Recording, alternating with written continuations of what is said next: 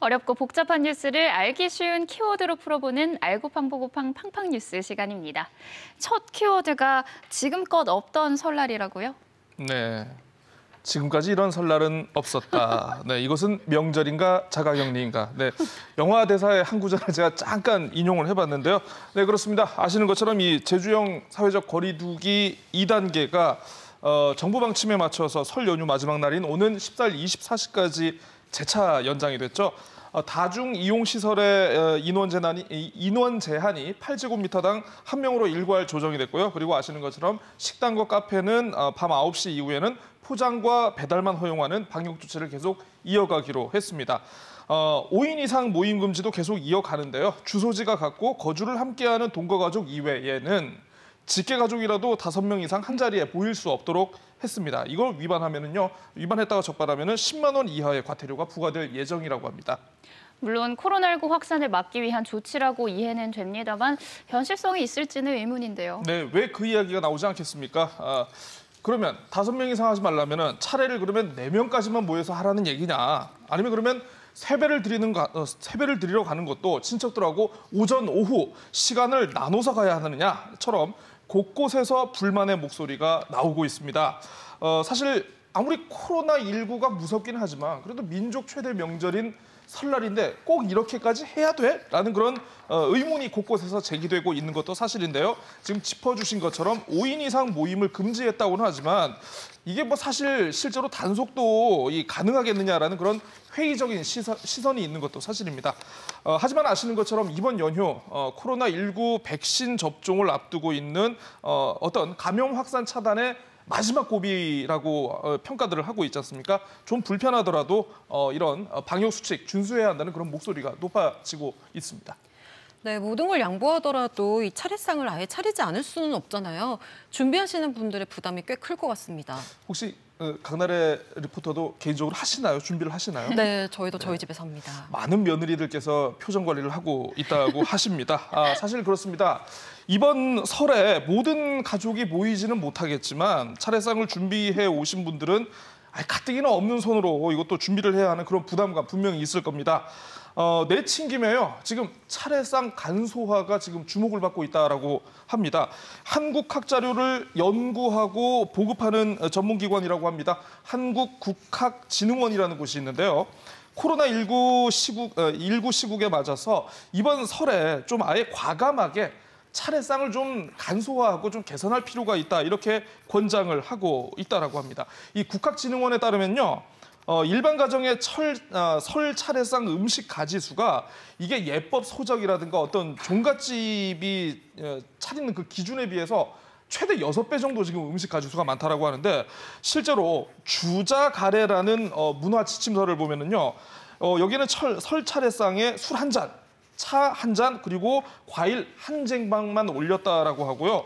그리고 또 이제 조선시대의 대표적인 유학자죠. 퇴계 이황, 이분 종가에서는요. 지금도요. 설이면은 술과 떡국, 그리고 포와 전 한 접시 등 5가지 음식만 차린다라고 합니다.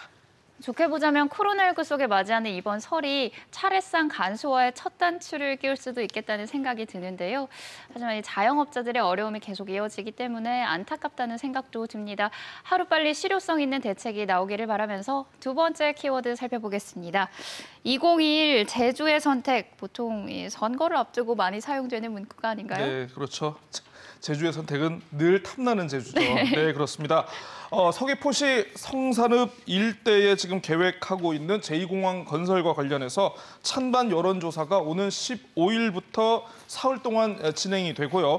그리고 18일 오후 8시 제주도 기자협회 소속 언론사 9곳을 통해서 일제히 발표될 예정입니다. 이번 여론조사가 이 제2공항과 관련한 지역 내 갈등을 완전히 종식을 시킬 수 있을지 아니면 새로운 갈등의 출발점이 될지 지금 지역사회가 예의주시하고 있는데요. 이 코너를 통해서 몇 차례 소개를 해드렸습니다만은 제주도와 제주도의회가 지금 안심번호를 발급받기 어려운 여건 때문에 이 제3자인 언론사 컨소시엄이 이 여론조사를 대신하는 방식으로 지금 추진이 되고 있지 않습니까? 당초 계획했던 문항 그대로요.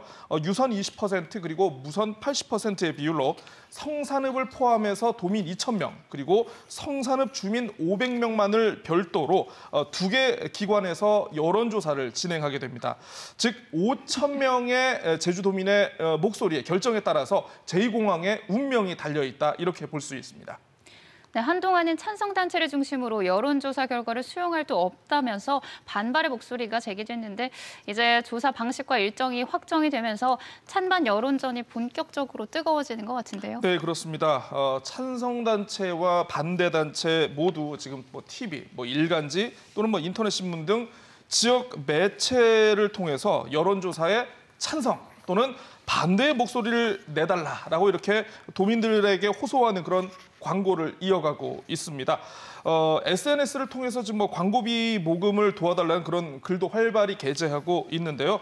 문구를 잠깐 소개해드리자면요. 이제 찬성단체 쪽에서는 도민 30년 염원, 제2공항 찬성, 제주 경제가 확 살아난다, 청년 일자리가 많이 생긴다, 제주가 균형 있게 성장한다 등의 내용을 담았습니다. 주로 성장, 일자리 이런 쪽에 경제 쪽에 많은 포커스를 맞추고 있고요.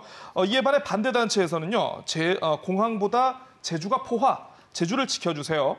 지금 그대로의 제주다움을 지킬 수 있도록 제2공항을 막아주세요. 제주의 환경이 밥을 먹여줍니다처럼 어떤 지금 포화 상태에 이르는 제주의 어떤 자연환경의 위험성을 지금 강조하는 곳에 지금 방점을 맞추고 있습니다.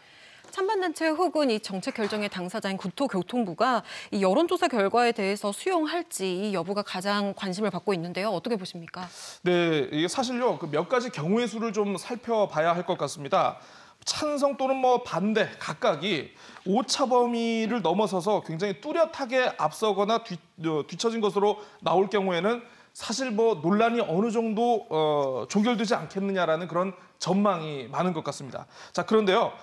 반대로 찬성과 반대가 서로 오차 범위 내에서 경합을 하거나 아니면 도민조사가 반대는 높은데 성산읍 주민투표가 압도적으로 찬성이 높게 나올 경우 또는 두 개 여론조사 기관의 조사 결과가 서로 상반될 경우에는 이걸 어떻게 해석을 해야 될지, 결과를 어떻게 수용해야 될지 말아야 될지라는 그런 어떤 논란이 더욱 커질 전망입니다.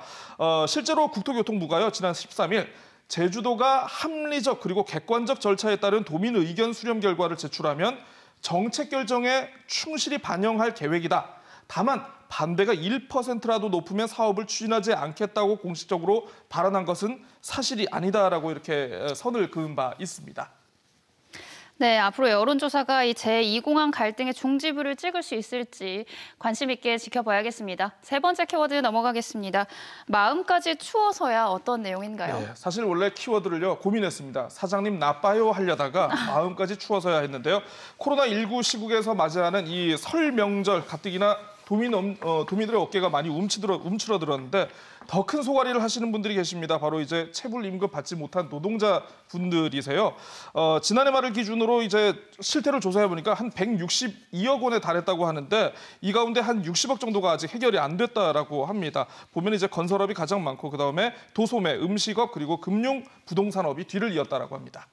네, 오늘 말씀 여기까지 듣겠습니다. 고맙습니다.